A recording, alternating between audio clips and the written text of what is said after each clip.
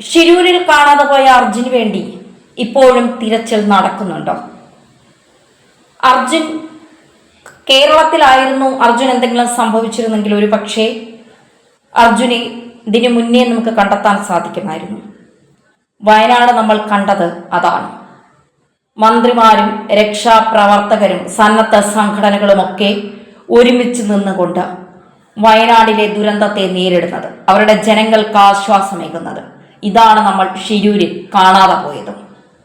ഒരു ദുരന്തമുഖത്ത് എങ്ങനെയാണ് സർക്കാർ സംവിധാനങ്ങൾ പ്രവർത്തിക്കേണ്ടത് എന്നതിന് പ്രകടമായ ഉദാഹരണമാണ് വയനാട്ടിൽ നാം കണ്ടുകൊണ്ടിരിക്കുന്നത്. മേപ്പാടി ഉരുൾപൊട്ടലിൽ സർവ്വതും തകർത്തെറിയപ്പെട്ട വയനാട് മേപ്പാടി പഞ്ചായത്തിലെ മുണ്ടക്കൈയിലും ചൂരൽമലയിലും ആദ്യഘട്ടത്തിൽ രക്ഷാപ്രവർത്തനം നടത്തിയത് അവിടുത്തെ ജനങ്ങൾ തന്നെയാണ്.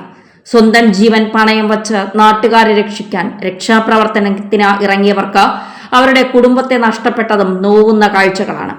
ദുരന്ത വാർത്ത അറിഞ്ഞ നിമിഷം മുതൽ എല്ലാ വകുപ്പുകളുടെയും കേന്ദ്രീകൃത സംവിധാനമുണ്ടാക്കി രക്ഷാപ്രവർത്തനത്തിന് ചുക്കാൻ പിടിച്ചത് സംസ്ഥാന സർക്കാരാണ്. പോലീസ്, ഫയർഫോഴ്സ്, വനം വകുപ്പ് തുടങ്ങി റവന്യൂ, മെഡിക്കൽ സംവിധാനങ്ങളെയും ഭക്ഷ്യവകുപ്പിനെയും തദ്ദേശ സ്വയംഭരണ സ്ഥാപനങ്ങളെയും സന്നദ്ധ സംഘടനകളെയും വരെ ഉൾപ്പെടുത്തി കൂട്ടിയോജിപ്പിച്ച രക്ഷാദൌത്യമാണ് ഇപ്പോഴും ദുരന്ത മേഖലയിൽ നടന്നുകൊണ്ടിരിക്കുന്നത്. NDRFനെയും വ്യോമസേനയും ഉൾപ്പെടെ സൈന്യത്തിന്റെ വിവിധ വിഭാഗങ്ങളുടെ സേവനം തേടാൻ ഒരു നിമിഷം പോലും കേരള സർക്കാർ വൈകിയിട്ടില്ല. ഇത് കർണാടക സർക്കാരും കണ്ടുപഠിക്കേണ്ട പാഠമാണ്.